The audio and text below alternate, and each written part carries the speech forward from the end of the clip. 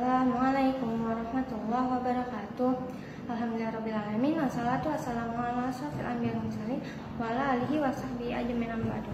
Pertama-tama marilah kita panjatkan puja dan puji syukur kita atas kehadirat Allah Subhanahu wa taala. Tak lupa salawat serta salam semoga selalu tercurah dan dilimpah kepada baginda Nabi besar kita Nabi Muhammad sallallahu alaihi wasallam, kepada keluarganya, sahabatnya dan para pengikutnya yang senantiasa menjalankan sunnah-sunnahnya. Semoga kita termasuk dalamnya sehingga mendapatkan syafaat beliau di yaumul qiyamah nanti. Amin amin ya rabbal alamin.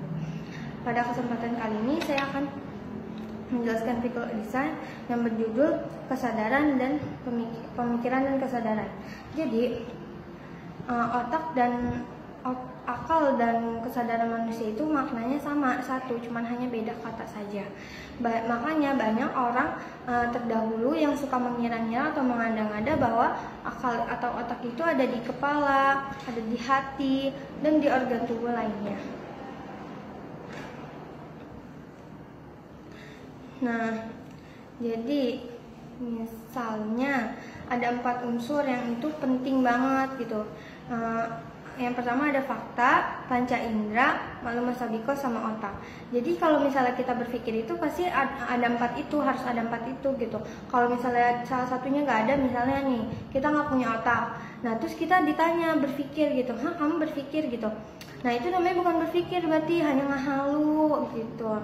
Makanya 4 unsur ini harus ada gitu.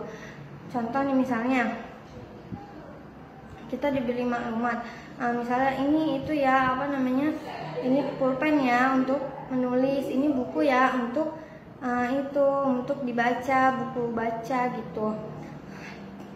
Seperti ayat yang saya bawakan ini, yang surat Al-Baqarah ayat 31 yang berbunyi a'udzubillahi minasyaitonirrajim bismillahirrahmanirrahim wala ma'adamal asma kullaha summa radahum alal malaikati faqala biyuni bi asma'i haula'i in kuntum shadiqin. Nah, jadi di situ itu artinya Allah ajarkan kepada Nabi Adam nama-nama semua benda.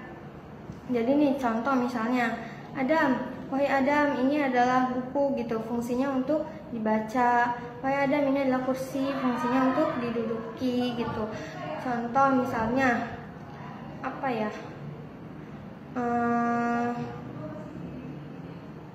baju fungsinya untuk dipakai gitu, sepatu untuk dipakai gitu.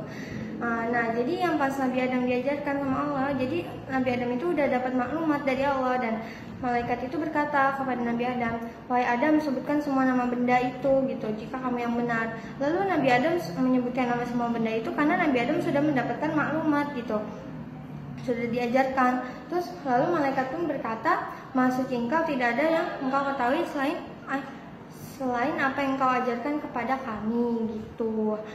Nah contoh nih misalnya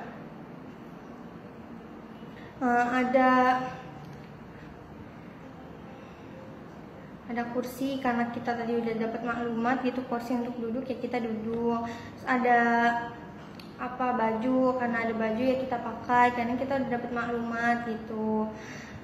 Nah jadi kalau misalnya nih kita ditanya gitu, kita belum dapat maklumat nih, itu kursi buat apa gitu, misalnya ditanya buat cuci muka gitu kan nggak lucu gitu ya, berarti dia itu belum dapat maklumat, belum diajarkan gitu. Sekian dari saya, wabillahi taufiq wal hidayah. Wassalamualaikum warahmatullahi wabarakatuh.